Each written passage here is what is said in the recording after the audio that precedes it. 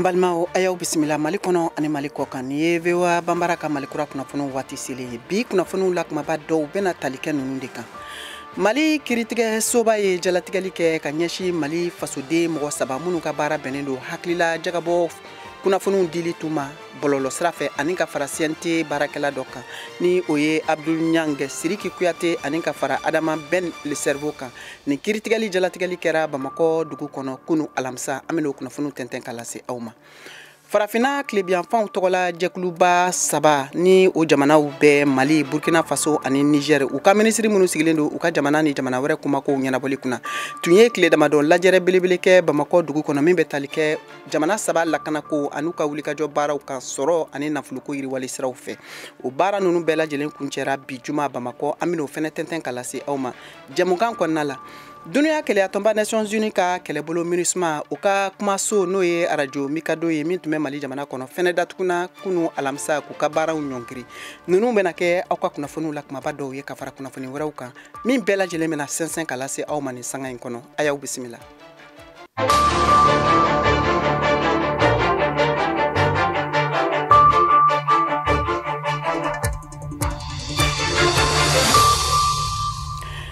Ambalmao anga foli baw ye Mali kɔnɔ ani Mali kɔ kan aw bɛ ka VOA Bambara ka Mali kura kunnafoniw lamɛn nin waati na a ka radio fiɲɛsiraw bɛɛ lajɛlen fɛ. Nɛgɛ ɲɛ 17 tana gosira Bamakɔ n'a lamini na wulanɛgɛ ɲɛ 12 bɛ Washington DC Ameriki jamana faaba kɔnɔ. Bi ye juma ye décembre kalo tile fɔlɔ san 2023 sanga 30 aw ni Mariam Traoré bɛna ɲɔgɔn sɔrɔ ka bɔ studio 6nan kɔnɔna la VOA soba kɔnɔ Washington DC aw ka Mali kura kunkun n'a ɲɛɲɛ k'o tɛntɛn k'o lase aw ma. Aw ka kunnafoniw filɛ. Amta Bamakɔ dugu kɔnɔna la baw kunu alamisa Mali sanfɛ kiritigɛsoba ye jalatigɛli kɛ ka ɲɛsi Mali jamanaden maa saba ma. Maa fila olu ye hakilina dilaw ye ka taa fasodenw ma minnu bɛ kɛ bɔlɔlɔ sira fɛ ni o ye Abdoulaye Nyanga ani Siriki Kuyate ka fara CNT baarakɛla kɔrɔ dɔ kan n'o ye Adama Ben Jara ni dɔw k'a ma ko Ben le Cerveau. Nin kiritigɛ hakilina ninnu dara ka ɲɛsin jalakilikaw ma min taara ka ɲɛsin ni maa saba ma ka fɔ k'u tun bɛ ka kumakan dɔw latɛmɛ min bɛ ɲɛsin murutilikan ma ka taa jamanadenw olu fan fɛ. VOA ka kunnafonidila Mariam Kuyate ka bɔ Bamakɔ ale ye kunnafoniw sɔrɔ sɛgɛsɛgɛli kɔfɛ a kuɲɛ kan an k'o lamɛn. Siriki Kuyate ni ale ye yɛlɛwolo debout sur les ramparts jɛkulu ka kumalasela ye jɛkulu min sigilen don yaasa ka furancɛla tɛmɛ fanga kɔkɔrɔma don basigi ni bɛn u ka sabati Mali jamana kɔnɔ. Procureur ye san 3 de kasoladon di a ma ko nga a bɛna san 1 kasoladon de kɛ san 2 tɔ o bɛna bin ka bɔ a kan n'a bɛ wele ko sursis. U ka ɲɛmaaba yɛrɛ n'o ye Adama Ben Jara ye n'a bɛ wele ko Cerveau n'ale yɛrɛ minɛna Siriki Kuyate ɲɛ ni ka a kiri ka san 1 kasoladon di a ma kabini septembre kalo o tile 14 san 2023 in na procureur y'a yira ko weleli bɛna kɛ kokura ye a ka kiri kan k'a lajɛ ni nɔgɔya bɛ se ka don a ka kow la min ye Siriki Kuyate ta ye a yirala ko nin décembre kalo tile 7 k'a ka kiri jaabi labanw bɛna di a ma hakilijigila ni maa fila ninnu u minɛna ka sababu kɛ k'u ye kumakanw fɔ minnu bɛ dankari jamana ka tabiyaw la. Abdul Nyang ni ale yɛrɛ ye kunnafonidila ye bɔlɔlɔsiraw fɛ n'a tun datugula kɔsa in na jaraki min binnen don ale kan k'a ye kumakanw fɔ minnu bɛ dankari Mali kiritigɛlaw ka baarakɛtaw la ale fɛnɛ ka kiri jaabi bɔla kalo 6 kasoladon o de dilen don a ma ko nga a tɛna o kɛ kaso la n'o ye sursis ye. Mariam Kuyate ka fasiri don ka bɔ Bamako VOA Bambara tɔgɔ la. Ka tɛmɛ ni kunnafoniw ye farafina kilebiyanfanw ka jamanaba saba n'o ye Mali, Burkina Faso ani Niger jamana ye tun minisiri minnu sigilen don u ka jamana ni jamana wɛrɛ ko ɲɛnabɔ kunna kun kelen don ka barosigi belebele daminɛ Bamakɔ dugu kɔnɔna la min bɛ tali kɛ jamana saba ka bolo di ɲɔgɔnma kan walasa lakanako ka se ka sabati ani jamana saba bɛ se k'u ka sɔrɔ yiriwali siraw dayɛlɛ u ni ɲɔgɔn cɛ cogo min na a yirala kunnafoniw kɔnɔ ka fɔ nin barosigi ni kun cɛra bi juma Bamakɔ dugu kɔnɔ. Ka taa Burkina Faso jamana kan u ka jamanatigi danka n'o ye Joachim Kelem de Tambila ye fɛnɛ tun bɛ wasadenw ɲɛkɔrɔ bi juma sɔgɔma kumaɲɔgɔnya ka don u ni ɲɔgɔn cɛ min bɛ tali kɛ u ka jamana yɛrɛ taabolo ani a lakanako kan. An bɛ tɛmɛ ni kunnafoniw ye an bɛ taa Mali kɔnɔ hali bi duniya kɛlɛyatɔnba Nations Unies ka kɛlɛbolo MINUSMA u ka kumaso min tun bɛ Mali jamana kɔnɔ n'a bɛ wele ko radio Mikado a yirala fɛnɛ ka fɔ ni radio kofɔlen in datuguna kunu alamisa min laɲini tun kɛra jamana ɲɛmɔgɔw fɛ kabiri waati jan ka kɛ ni dansigili ye MINUSMA ka baaraw la Mali jamana kɔnɔna la. Mariam Kuyate VOA Togola ka bɔ Bamako ale b'o kunnafoniw lase. Kabini kunu sɔgɔma kana bila wulanɛgɛ kaɲa 17 la radio Mikado barakɛlaw y'u ka kunnafoni laban ni foli ni tanto o laseli kɛ ni ka sɔrɔ ka radio datugu pewu su 11h wagati. Radio Mikado ale datugula ka sanga ni MINUSMA ka bɔli baaraw ye Mali jamana kɔnɔ min yɛrɛ kan ka kuncɛ décembre kalo tile 31 san 2023 in na.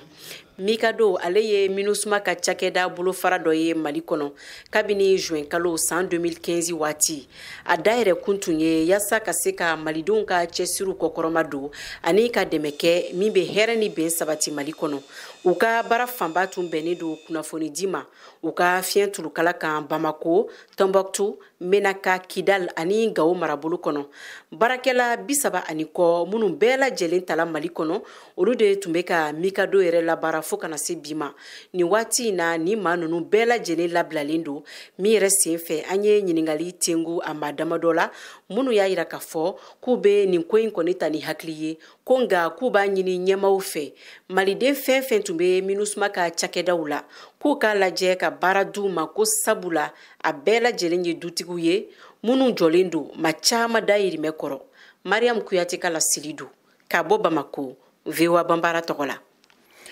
Sida bana kɛlɛli don kɛrɛnkɛrɛnnen o kɛnɛ tun dayɛlɛlen don diɲɛ fan bɛɛ i n'a fɔ a kɛra Mali kɔnɔ cogo min n'a bɛ wele ko journée internationale de lutte contre le sida.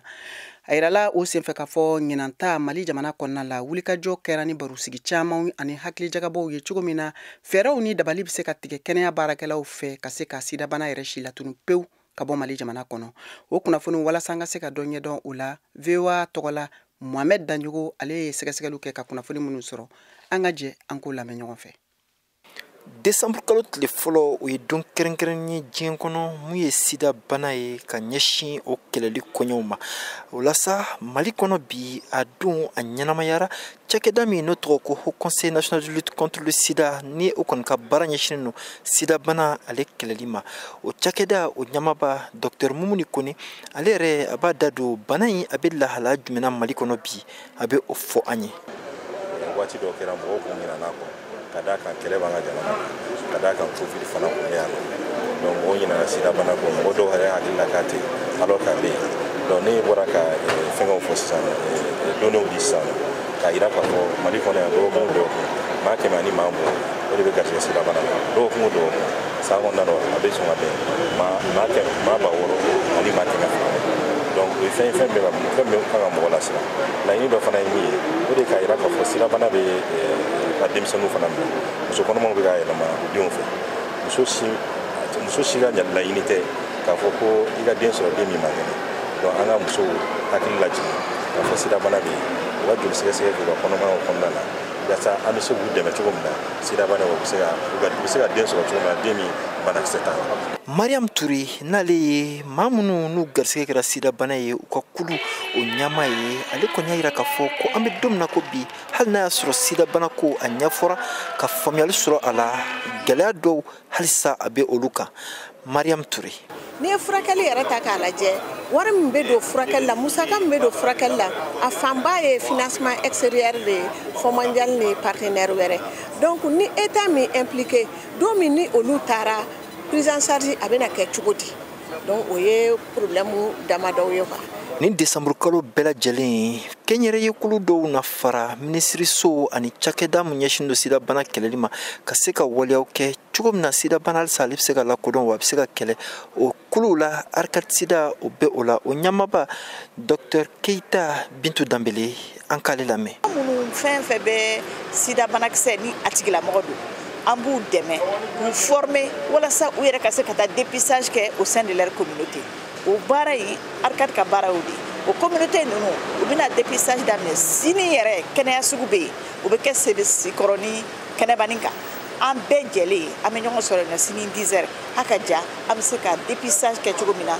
organisation de société civile yɛrɛ bɛ dépistage kɛ ni bana yera mɔgɔ o mɔgɔ la an b'a bila ka taa ministère de la santé ka service décentralisé la o de y'anw ka baara ye. ni laɲini bɛ ni maa ninnu bɛɛ lajɛlen na bi o de ye k'a fɔ ko jamana ɲɛmaaw u ka musaka kɛrɛnkɛrɛnnen bɔ k'a ɲɛsin sidabana o kɛlɛli ma ko sabula an bɛ don min na ko bi musaka fɛn o fɛn bɛ ka don a bana kɛlɛli la o bɛ ka bɔ jamana wɛrɛw de kɔnɔna la i n'a fɔ lamɛriki jamana Mohamed Daɲoko VOA Bambara tɔgɔ la ka bɔ Bamako.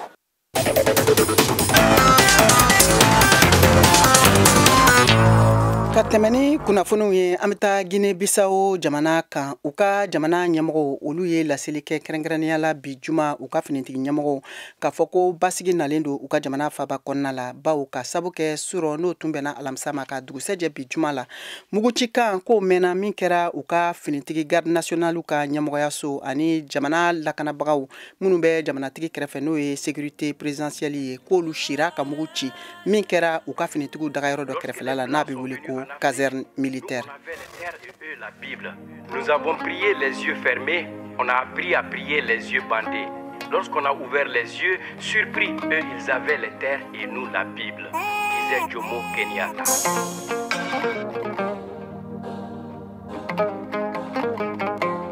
Ben on the track.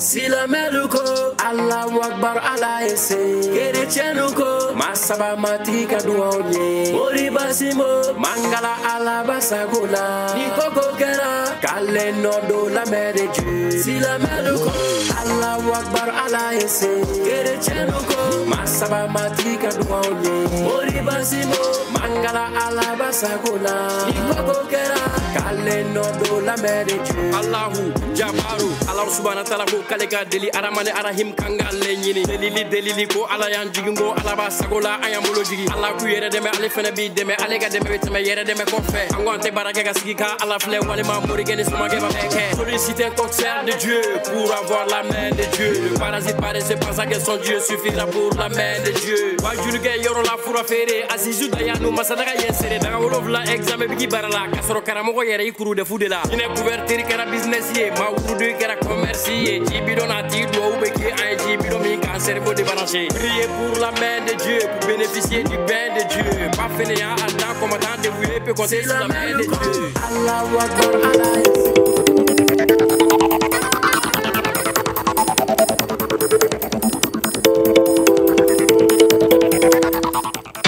VOA Afrique, ni VOA Afrique, una adamadenw lafiyara kunnafoni ko la. An balimaw a y'aw bisimila hali bi aw sɔgɔlen don VOA Bambara ka malikura kunnafoniw na nin waati in na a ka arajo fiɲɛsiraw bɛɛ lajɛlen kan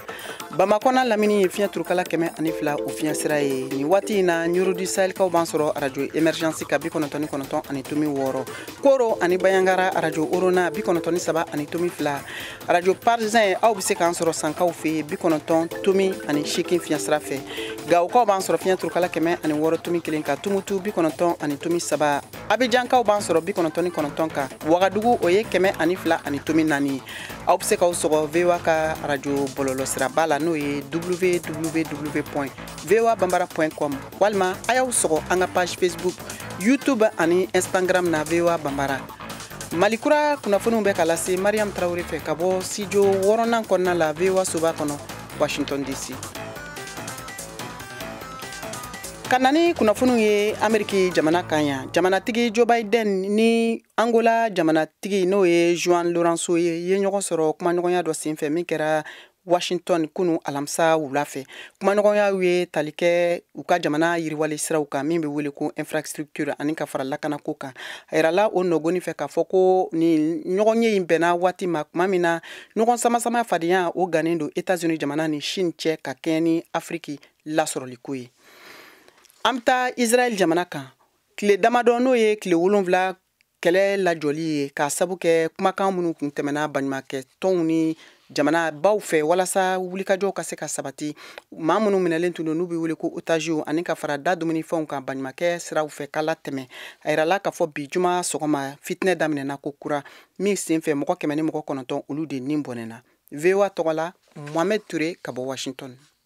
Israel sɔrɔdasiw y'a jira jumadon ko kɛlɛ daminɛna ko kura u bɛ Hamas ka waati dafalen kɛlɛsigi tiɲɛni kɔfɛ ani kɛlɛcɛkulu nin ye gɛlɛnde n'a bɛ wele ko rocket bingani daminɛ Israel kan. O fɔriya ko kura nin bɛna ni New York Times kunnafonidi sɛbɛn dɔw ye min b'a jira ko Israel tun bɛ ka kɔn ka Hamas ka laɲini caman dɔn walasa ka bingani kɛ Israel kan. Nka ko o laɲini nin banna k'a fɔ ko laɲini don. Sɛbɛn min bayɛlɛmana n'a ye bɔɲɔgɔn 40 sɛbɛn bɔ n'a tɔgɔ ye ko Jericho Wall n'a lajɛra kunnafonidi sɛbɛn New York Times fɛ o y'a jira cogo min na Hamas bena bingani caman kɛ Israel ka cɛdenw kan k'a dugu ta. A ma don dɔ sigi sen kan min bena kɛ bingani nin na. New York Times y'a jira ko Israel sɔrɔdasiw ni kunnafonidilaw tun be o labɛn dɔn ka tɛmɛ san 1 kan ka kɔn Octobre kalo o tile 7 bingani ɲɛ. A ma jɛya ni Israel fanga ɲɛmɔgɔ Benjamin Netanyahu fana ye dɔnniya sɔrɔ. Israel fanga ma jaabi teliya la New York Times ka kunnafoni nin kan. Hali n'a y'a sɔrɔ kɛlɛ mankanw n'a kasaw bɛ segin Gaza, diɲɛ cɛsiribagaw bɛ ka t'a fɛ ka kuma ɲɔgɔnya kɛ walasa ka kɛlɛ nin ban. IDF n'o ye Israel cɛdenw y'a jira bɔlɔlɔ ani fiɲɛ sira fɛ kunnafonidilaw kan X n'a tun bɛ wele fɔlɔ ko Twitter ko a ye se sɔrɔ ka gɛlɛdenw cili bali ka bɔ Gaza. Hamas ma teliya k'a fɔ ko a ka jalaki bɛ o gɛlɛnde bingani nin na. Israel ye sɛbɛndenninw minnu fili kan Yunus Gaza woroduguyan fan fɛ olu bɛ ka mɔgɔw ladi yen u ka taa Saheli fanfɛ yɔrɔ janw u ka lakana kama. Kɛlɛ seginni nin bɛ na tile 7 kɛlɛbaliya fɔ kɔfɛ min y'a to Israelkaw ka maa minɛninw ka ɲɔgɔn falen ka bɔ Octobre kalo tile 7 Hamas ka bingani na Israel kan ka kɛ Palestine kasodenw ye. Alamisa don Hamas ye Israel mɔgɔ 8 minɛnen la Gaza bila ka sababu kɛ kɛlɛ banbalijan ye wa waati dɔɔni o kɔfɛ Israel fana ye Palestine kasoden 30 bila ka sɔrɔ kumaɲɔgɔnkɛlaw y'a ɲini tugun ka kɛlɛ lafiyabɔ janya. Amerik jamana kɔkanko minisiri Anthony Blinken ye ɲɔgɔn sɔrɔ ni Israel jamanakuntigi Isaac Herzog ye Tel Aviv jumadon. Blinken kan ka a ka cɛmancɛ kɔrɔnfɛla taama kuncɛ ni jumadon taama ye arabu jamanaw na n'a kan ka baro kɛ Gaza kan ni arabu diɲɛ ɲɛmɔgɔw ye minnu bena ta duniya kelentɔn ka waati yɛlɛma cogoya lajɛba la Dubai.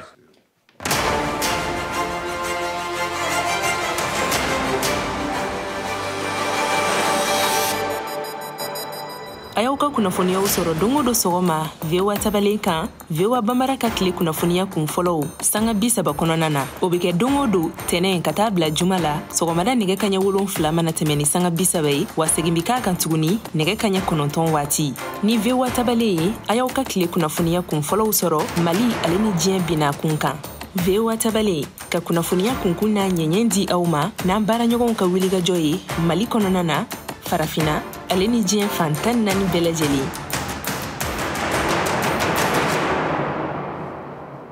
Jateminɛliw y'a yira Mali jamana kɔnɔna la k'a fɔ muso ani denmisɛnnin caman de bɛ lagosi ani ɲankata sɔrɔ ka sabu kɛ furuso kɔnɔ gɛlɛya ye min bɛ bɔ cɛw yɔrɔ ka ɲɛsin musolakaw ma. A dɔw bɛ taa bɔ falen waliyaw kan min bɛ se ka kɛ u ni yɛrɛ o bɔnɛli sababu ye. O kosɔn bi VOA Bambara tɔgɔla Abiba Nankɔn Traoré wulila ka se musow ma minnu ye ɲankata sɔrɔ ka kɛɲɛ ni nin waliya in ye min bɛ wele ko violence faite aux femmes.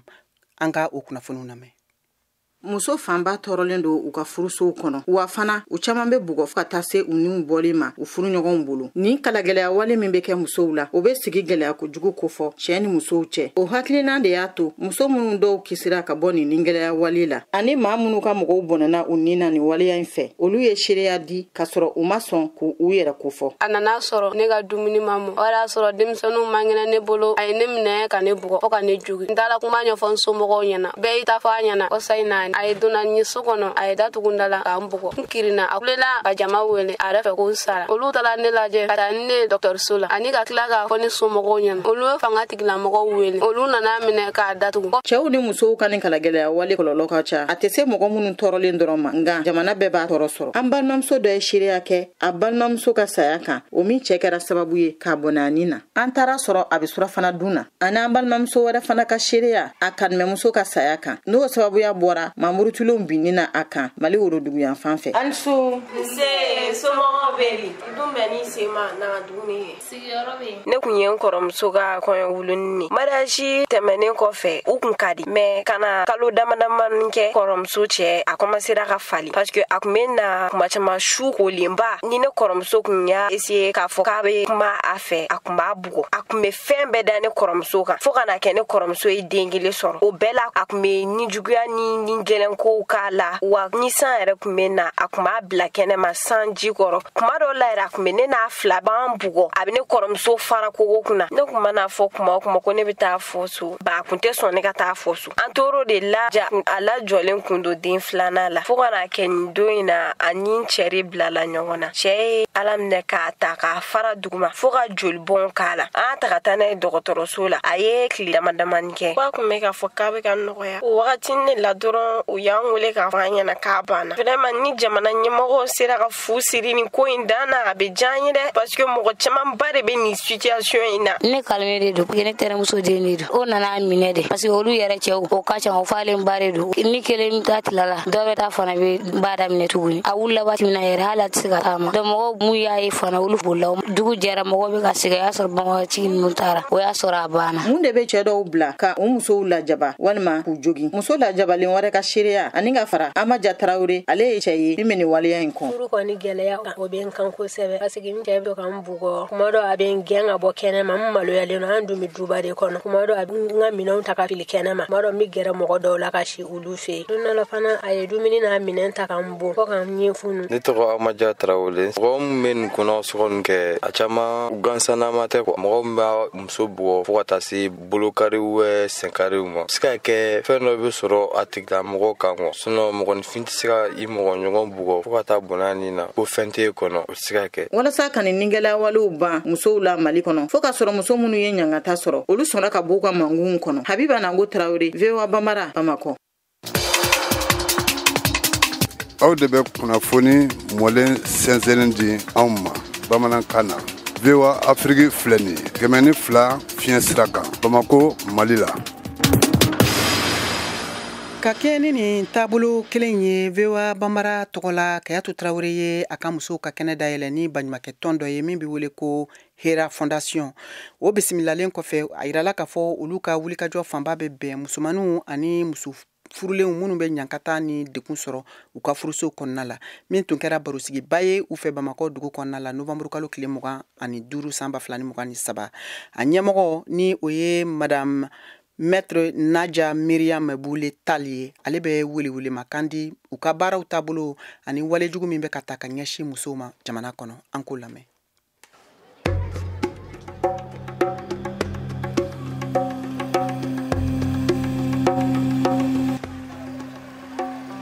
awa an ka foli b'i ye maître i bisimila an ka kɛnɛ kan awa mun de kama e ye fondation Hera bila sen kan n bɛ bɛɛ lajɛlen fo n b'an lamɛnbaaw bɛɛ lajɛlen fo i ka nin question diyara n ye kosɛbɛ aya Hera Fondation a sigira ka kɛ sorunadonbaga ye an balakaw n'an denmusow musolakaw minnu ɲangata binnen bɛ minnu kan n'u mago bɛ ka se fangaso la n'o ye kiritigɛbolow ye yaasa kiri ka se ka kɛ a ɲɛ kan wa u ka hakɛw ka se ka d'u ma donc an y'a jateminɛ kɛ an ka baara kɔnɔna na ala barika la a san 17 de filɛ ɲina an bɛ baara in na an y'a lajɛ depuis 2015 an ka baara kɔnɔna na an ɲɛ n'aw tora musolakaw la u bɛ taa kiritigɛbulonw na u bɛ kɛ yɔliyɔliw la u t'a dɔn u bɛ taa fan min fɛ u kan ka min kɛ u t'a dɔn wa se yɛrɛ t'u ye ka soronnadonbagaw ta n'o ye avocaw ye k'olu ka wari sara an y'a ye fɛnɛ a bɛ fɔ fɛn min ma ko aide juridictionnelle a sariya bakurubaw tara mais k'a fɔ k'a bureauba sigira k'a fɔ ni se tɛ mɔgɔ minnu ye ka se kiritigɛbulon la ka se ka mɔgɔ sɔrɔ min b'a dɛmɛ o ko la fanga kan ka se ka avocat dɔ d'u ma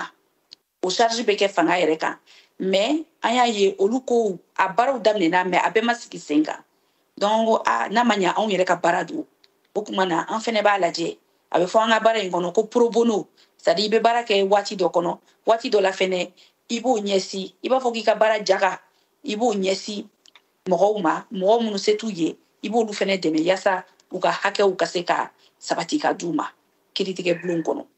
Ayiwa an bɛ waatini min kɔnɔna na sisan aw bɛ baara la ka campagne kɛ ɲangata bɛ bi musow la mɔgɔ minnu kan dunuya keleya tɔnba n'a bɛ wele ko Nations Unies olu ka bolofara min bɛ yen n'u bɛ baara kɛ ni musow ye olu kɛnɛ bɛ k'o lancer san o san u bɛ tile 16 kɛnɛ tigɛ k'a sigi jamana bɛɛ lajɛlen na ko ka kofɔli kɛ a koɲɛw kan bon aw bɛna baara jumɛn de kɛ a ko hukumu kɔnɔna na i bɛ se ka mun de fɔ an ye a kan ɲinan ta la baara jumɛn de b'aw bolo dalen bɛ aw bolo. An bɛ barika da Ala ye Ala ye ɲinan ta yira an fɛnɛ ɲɛnɛ an ka se ka wulikajɔ kɛ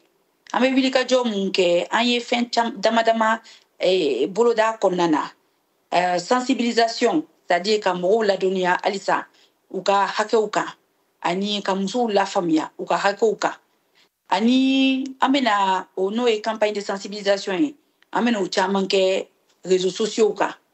an bɛ tila ka mun kɛ ERA fondation kɛlen bɛ ka délégués régionaux k'olu ka appel à candidature kɛ yaasa u ka n'u ka candidature bila an bɛna délégués régionaux 30 k'a bila Mali région bɛɛ lajɛlen na ERA fondation ka se ka lakodɔn a bɛ baara mun kɛla k'a lase Bamakokaw ma a ka se k'a lase tɔw bɛɛ ma ani Bamako commune 7 bɛɛ lajɛlen ani an ka commune 3 min b'an da fɛ yan Fana Kati ani Kangaba. An y'a ye fana o fana siratigɛ kɔnɔna la an ɲɛ b'a la aw bɛ kan ka so dɔ jɔ k'aw bɛ muso ɲangatatɔw lamara o so ninnu kɔnɔ. Tout à fait. Voilà o koɲa o bɛ cogo di o projet bɛ cogoya jumɛn na a y'o ɲɛ sɔrɔ cogo jumɛn. Le décembre kalo tile 6 n'Ala sɔnna ma terrain dɔ bɛ fondation bolo an y'a ŋaniya terrain an bɛna so jɔ a kan n'a bɛ f'o ma centre d'accueil et d'hébergement d'urgence. Donc musolakaw minnu ɲangata bin'u kan ni taa yɔrɔ t'u la yan'u ka t'u yɔli la ko wɛrɛ ɲangata wɛrɛ ka t'u sɔrɔ o yɔli kɔnɔna na i bɛ taa sɔrɔ n'i y'a ye taa yɔrɔ t'u la a kun ka ca an tɛna se ka don a bɛɛ la k'a walawala mais an ka se ka yɔrɔ d'u ma u bɛ se ka sonsori yɔrɔ min na an b'u ladɔnniya ye an b'u bisimila ye an b'u n'u hakili sigi et puis an b'u ladon et puis en même temps dɔw bɛ se ka former hali baara boloda dɔw la yaasa n'u bɔra o kɔnɔna na ka daminɛ tile 1 fo kalo 3. Comme i y'a fɔ cogoya min na i ka baara ye surunadonni de ye avocat de ye donc i bɛ baara kɛ ka musow dɛmɛ nin bolo ninnu kan an tun y'a ye hakɛ sariya ko ninnu na jo sariya hakɛ ninnu na ɲangata bɛ bila musolamɔgɔw kan Mali jamana kun kɛlen bɛ ka sumaya a ko la dɔɔni an bɛ don min na i ko bi e bɛ se ka mun de fɔ an ye yala a ɲɛ sɔrɔla la wa. Baara in kɔni an tun ye sariya sun dɔ kun labɛnnen don n'a bɛ fɔ a ma ko avant projet de loi contre les violences basées sur le genre. Bon ɲɔgɔn faamubaliya caman donna ko la mais o ɲɔgɔn faamubaliya in t'a to ka fɔ ko a nécessité tɛ yen. Donc an y'a ye an ka sariya sun min bɛ yen n'a tɔgɔ ko code pénal ani code de procédure pénale o b'a yɛlɛmala dɔ farala a kɔnɔnataw kan caman farala kan mun b'a to an tun bɛ hamina ni fɛn mun ye ni sariya sun in kɔnɔna na n'a bɛ f'o ma ko avant projet de loi a caman tara en compte code pénal kura in kɔnɔ a n'a code de procédure pénale i bɛ taa sɔrɔ sisan ɲangata dɔw tun bɛ yen olu tun ma prévoir code pénal min b'an bolo sisan o tun ma prévoir kɔnɔ caman farala kan donc procédure kuraw caman fɛnɛ nana dɔw renforcera a tɔ ye sisan code pénal ni code de procédure pénale ye a ka promulguer sisan a baara ka se ka daminɛ. Ayiwa fɔ an lamɛnbagaw ye nin tun ye ani an ka muso ŋana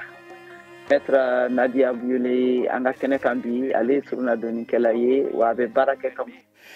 an balimaw k'a lase aw ma ka fɔ nin de bɛna dan sigi aw ka bi malikura kunnafoniw na min na bɛnna sekaw ka cɛjan Cheick Thierno fɛ an ka nɛgɛw karafe o tun bɛ Cornelis bolo a lasera aw ma Mariam Traoré fɛ ka bɔ studio 6nan na VOA Soba kɔnɔ Washington DC sini sibiri ni Alahu Taala sɔnna ma aw ni Mariam Traoré bɛna ɲɔgɔn sɔrɔ an b'a fɔ jɛmukan kɛnɛ kan min bɛna sigi ɲankata min bɛ ka ta ka ɲɛsin muso furulenw ani sungurundenw ma jamana kɔnɔna la min bɛ kɛ lagosi ye an bɛna baro sigi o kan o la n'aw b'a fɛ k'aw da don an ka jɛmukan na aw bɛ se k'aw sɔgɔ an ka nɛgɛjuru siraw la nɛgɛ ɲɛ 10 ani 7 tana mana gosi nin tun ye Mariam Traoré kumakan ye aw ni ce aw ka kulomajɔ la aw kan bɛn waati wɛrɛ